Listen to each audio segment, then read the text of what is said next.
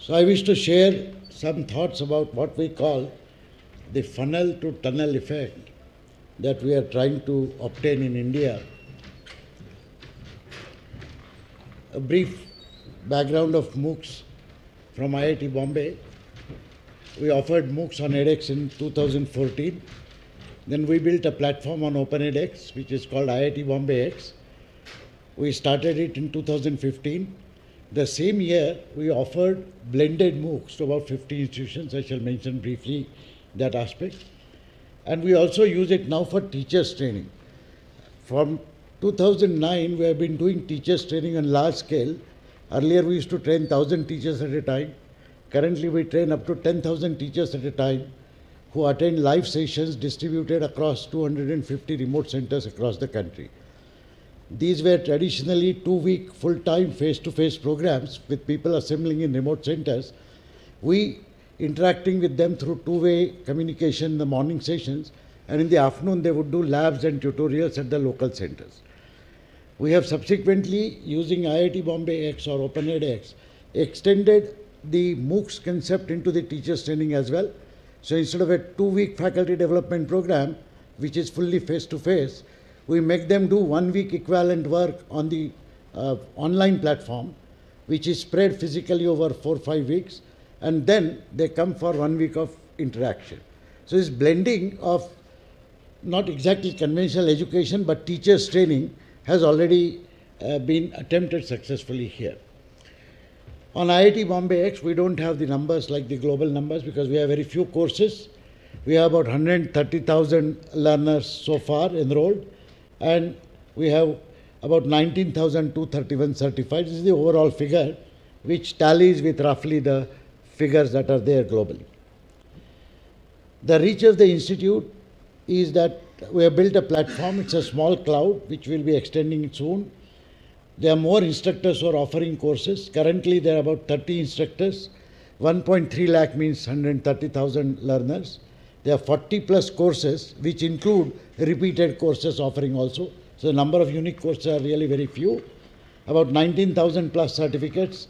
And we cover about 5,000 plus cities in the country, spread across 36 states and union territory. We thought of this hybrid or blended model because in engineering education, with which IIT Bombay primarily deals with, we figured long time ago that we need a face-to-face interaction, particularly for laboratory exercises and also for group work and teamwork. We further felt that a physical intervention by a teacher to a group of students in face-to-face interaction provides a whole lot of local motivation for people to act, and we thought that should be incorporated in our overall training. So we earlier called it blended MOOCs. In one of the edX conferences, only one person correctly said that blend actually means combining both the strengths and weaknesses. He suggested the hybrid word, which makes the mixture stronger, and that is why we adopted the hybrid word since. So combining online with face-to-face, we deliver in both ways simultaneously. That means it is offered as a MOOC, which large number of students across the country take, and a few students who are fortunate enough to be regular students in a college, or they have a group with a mentor, they actually learn through face-to-face interaction. So we deliver this course also through the facilitators of learning, who are the teachers. We did an experiment in 2015 with 50 colleges, and these 50 colleges had their students doing the same courses in their college as part of their university education. The effort was partly successful in the sense that we could convince the 50 institutions to actually factor the MOOCs grades in some percentage into their university degree, which was very important. And therefore, all the students from these colleges who participated in the blended MOOC actually completed that MOOC. They did not get certified on MOOC, but the percentage marks which were calculated towards their degree came from different portions of the assignments that were given online. We also realized that most teachers were routinely letting students to study on MOOCs independently, and they were doing whatever they were doing anyway in the classes, which is not exactly the intention of a blended MOOCs. We came with this notion of funnel to tunnel. Currently, all MOOCs work like a funnel. There are a large number of people getting into the funnel. Many drop out and only a few come down. On the other hand, conventional education is like a tunnel, whether 3 years, 4 years, or whatever. People enter at one place. There are interventions by the teachers, by the university, mostly in terms of examinations and assessment which interest the students. But students do complete them and jump from one place to another. And therefore, the completion rate of the conventional educational tunnel is almost 100%. There are very few people who drop out. Primary ambition being to get the degree, and therefore any recognition of a certificate or credits is what is important for them. We believe that we could convert this funnel into tunnel if we concentrated on just one aspect. What is it that forces or encourages students to do in the conventional education? We figured out that the primary target is a degree or a recognized certificate. We figured out that most of the students spend maximum time in preparing for exams or tests or whatever. Attendance, even in regular classes, is very little, and therefore I sometimes smile when people say that video visualization rate is very poor. Let me assure you that the teacher visualization rate in a physical class is also very poor. So there is nothing new there. People attend classes in universities and colleges because physical attendance is compulsory and it is measured and monitored. Otherwise, you will have empty classes mostly. But I digress. We believe that the maximum impact that we can have is to ensure that student is motivated to participate actively. That means if we can increase the engagement of the student, because that is the only time when student learns. I was happy to see that motivation was one of the tags in that map that we saw in the last session. We decided that we will engage students in active learning, we'll monitor and provide personalized feedback, and we'll offer some open-ended problems to enhance their creativity. These three things can be done, and we have attempted to do them on plain MOOCs. You don't require any blended version for doing this, but this requires special attention by the course team and the instructor. The remaining two, the inclusion of group projects or teamwork, which requires some supervision and handholding, and getting local teachers to engage and motivate, which again requires an handholding by a local teacher, can be done most easily and conveniently and actually convincingly in a blended or hybrid model where the students are also participating as part of the course in face-to-face interaction. The interventions which we felt ought to be made are, number one, and I'm grateful to Dr. Samir Sahasrabudhe, who is here with me, who actually tried this, not in one of the conventional engineering courses, but in a skilling course in animation using Blender. So setting up WhatsApp group, because learners are there, personalized telephone conversations with you. It's amazing how you pick up a few people who are rather active, call one of them, talk to them, and that person becomes a hero in the local community because the teacher himself talked to him. And then he actually gathers a following in that place, that village, and so on, and the word spreads. Organizing meetups with instructors in various towns and cities. We have successfully done that. Samir has done that. So this has been done using Google Hangout. We have a tool called AView. It's an open source tool which we use for two-way interaction with 250 remote centers, as I said. We use that tool wherever students are organized in a college or someplace. We use Skype, and wherever feasible, personal visits are organized wherever there are a group of students, particularly those who are participating in the hybrid model. Local support through college mentors can only be done through hybrid model. So everything that you see in orange can be done only in a hybrid model, but everything else can be done in a conventional mode. And in conventional mode also we have got some fabulous results out of it. So here is an experience in the skilling course in animation. There were 3 offerings. The first offering had the conventional completion rate of 8.9%. The numbers are not very large here on this skilling course, by the way. About 2,500 students took the first course. The second offering was taken where we offered a blended MOOCs and hybrid MOOCs and the normal MOOCs. The completion rate was 20% there. this is where we actually learned the importance of motivating students, and interaction was increased slightly. So you can see that 46.6% participants who actually interacted heavily got certificates. That means they could qualify. This 46.6% is of the total people who got certificates. The total certification rate was only 20%. The third offering, which was given, which is a self-paced course, again runs in ordinary MOOCs and hybrid MOOCs model. The completion rate has been 32.4%. The overall people. The total numbers are less because the self-paced course is of an undefined duration or longer duration, but 32.4% I would imagine is a very good completion rate. Here our observation is, from amongst those who interacted using various channels, 82.3% people succeed in getting certification. So we do believe that we are on the right track if we can actually motivate the student to engage with that subject and spend more time, more quality time, things happen differently. From this course, a few experiences. We call these 5 girls as Panchakanyas of Borama. Borama is a small town. Panchakanya is 5 girls. So in this course, there was a group project wherever the students were participating in a blended or hybrid mode. And Dr. Sahasrabudhe had said that the group shall be of 3 students. One of these girls wrote a personal email to him, apart from mentioning that 5-person group is difficult or something on a discussion forum, saying that permit us to make a group of 5. When he inquired through email why 5, this girl says all 5 of us live in a village. We are dropped by a bus from our college at 3 p.m. and then we have to work at home. However, amongst 5 of us, we have only 1 computer. So if you say only 3 students, 2 of us will never be able to do any project. He permitted that as an exception, and all 5 successfully completed the course. Not only that project, but individually they succeeded as well. So handling exceptions, which we normally do in a conventional classroom, has to be done even in a MOOCs environment. Here is another case where local handholding in a blended MOOCs, how it's supported.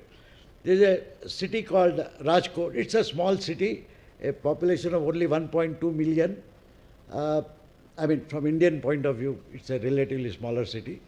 There was a college which was not even our remote center, but there were more than 100 participants who wanted to do this course on animation using Blender. And there was a local enthusiastic teacher who said, I will provide the handholding. I was quite surprised when successive quizzes after quizzes and tests after tests online returned a very large percentage of people succeeding. The result up to a certain point was almost 90%. And I suspected FAO. I mean, you don't know whether people are copying or something. So I asked Sahasrabudhe to visit that particular college. These are the students there. And a very impressive localization emerged out of this. So he asked him, how do your students do so well? Because other students are also equally capable. So he said, why don't you come for the session today? We are going to play your lectures. The lectures were being played. He observed that when his lecture was being played, most of the people had almost some blank looks. After 3 minutes, the local teacher will stop that presentation and start speaking with them in Gujarati, which is the mother tongue that they understood. Suddenly, faces would brighten up. They would start writing, making notes, and so on. And when he asked him, so he says, I realize that my students, they are smart, but they don't know English well. And therefore, this is the intervention. And this local teacher used to spend the previous night going through the entire presentation, making notes in Gujarati and explaining it to them. Now, this kind of intervention can happen only at local places through some local coordinator or local handholding. We realized through our experiments so far that many teachers actually require a handholding and training on how to effectively use MOOCs for complementing the conventional education. So they have no idea about a flipped classroom. Most do not know Bloom's taxonomy. Forget Bloom's taxonomy, but the meaning of it. And we saw in 2015 that they were teaching just the conventional way and letting the students do a MOOCs separately, independent. We decided to correct that situation and designed a faculty development program. After all, we train up to 10,000 teachers anyway. We designed two programs. One is a foundation course on use of ICT in education, and the other is a pedagogy course on how to use MOOCs and blended MOOCs for enhancing teaching learning experiences. We designed both these FDPs as a hybrid MOOC itself, using our teachers training program. It's very interesting, about 4,000 participants joined, 4,000 teachers, again not a large number, but notice that teachers have been trained by some grant from the government. This time there was no grant from the government for this course, so people had to pay some money. So there were 4,000 teachers who were willing to pay some money, and 2,300 qualified. The qualification was very rigorous, both online and face-to-face. More so, the top 250 performers, we asked them whether they will be willing to work as future associate faculty. They have all agreed. Our ambition is now to train 300,000 teachers who exist in our professional courses. We have more than 1 million teachers in higher education, and we believe all of them must understand how best to use MOOCs, and whether blended or otherwise. We have done platform extensions for hybrid offering. So there's a question in the last session that I need different kinds of reports. We have actually prepared MIS dashboards for local teachers.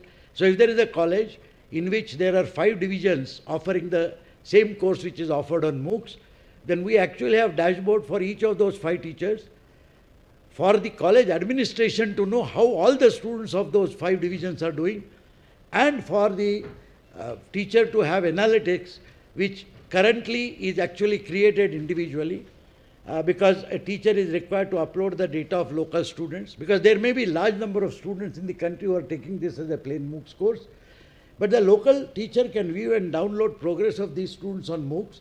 This is very important, we found, because teachers then can monitor whether some particular topic is understood or not well understood by the students by looking at the performance, not only for each assessment, but even for individual questions of a multiple question quiz, because sometimes the topics differ and teachers have to know which particular topic is not understood.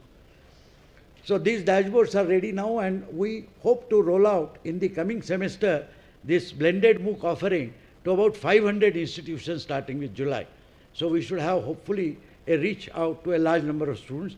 Of course, the course will also be available as a MOOC, but running for the entire semester duration. By the way, all of these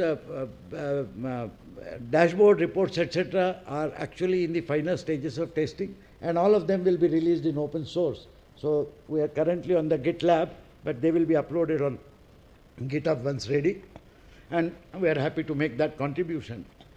We are also making one more contribution, which I saw the Assembler people actually have done phenomenal job of doing this. What we are doing is very simple. There are many institutions where internet bandwidth is not very good. In India, internet bandwidth is good in metros and big cities, but not in smaller places. On the other hand, every college has a good local area network. So we are saying that, look, you can have an instance of OpenEdX running on a small server, and we make that whole instance configurable with your institute name, etc. It's not as jazzy as the Assembler people do. This is a simplistic thing with a Drupal front end. But they can instantiate that, and they can just, we'll offer our MOOC course, export it, they can import it, and they can offer the same course where there is a better bandwidth. And more important, most universities insist on supervised examinations. If you have to factor any marks in the university degree, they can conduct online supervised examination without any additional cost.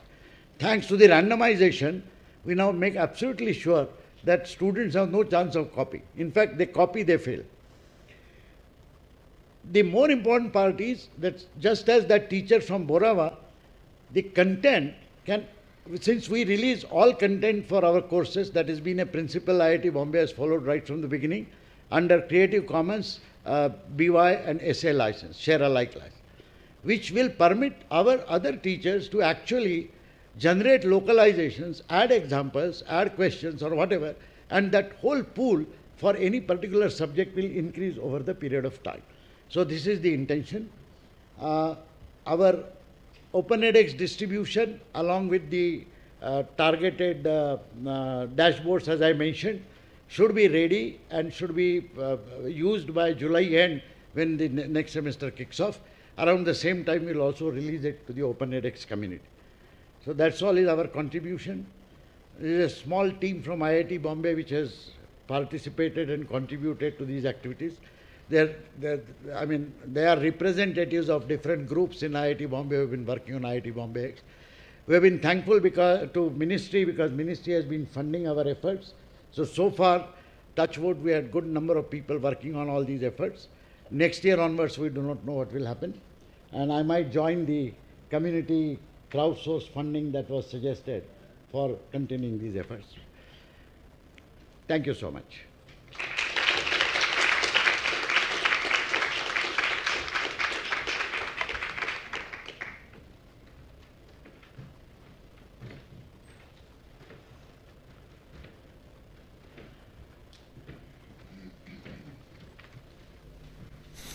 Hi.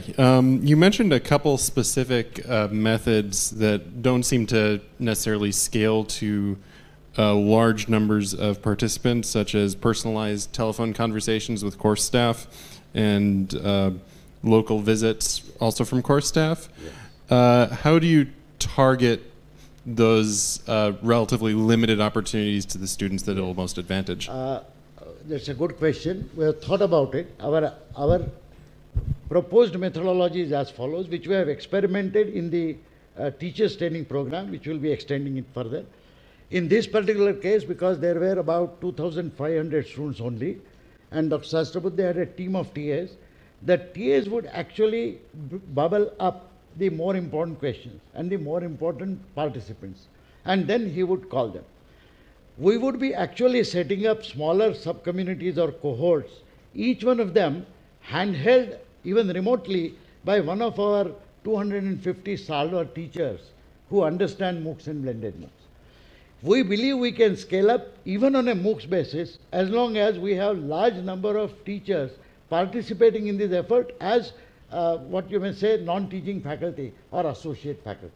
In fact, we do not like the kind of categories or roles that we have today because there is no role mentioned which actually will recognize these people as teachers. They are not just course staff, but they are not editing teachers. So Moodle has non-editing teachers, but we don't have that nomenclature. But we believe that we can scale it up like this. Yeah.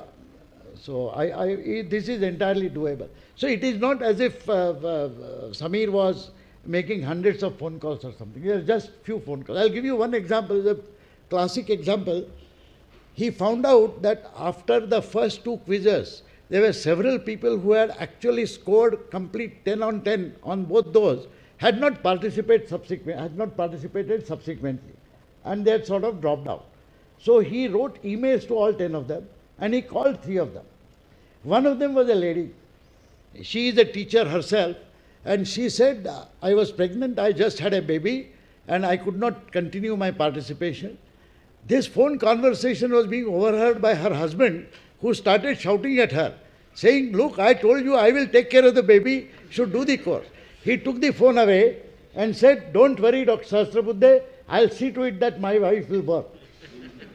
He extended the time period, she worked, and believe me, out of these 82% of 2,500 who got qualified, she was the highest performer. Now, when he put that story onto the discussion forum, that itself would have encouraged a larger number of people. You see, students are sensitive. They may not view your videos, they may not do these things, but if there is something which is peculiar that catches their attraction, what is more important, we believe, is that interpersonal communication between the participants must be encouraged. So we believe we should be able to form such kind of cohorts and linkages of that.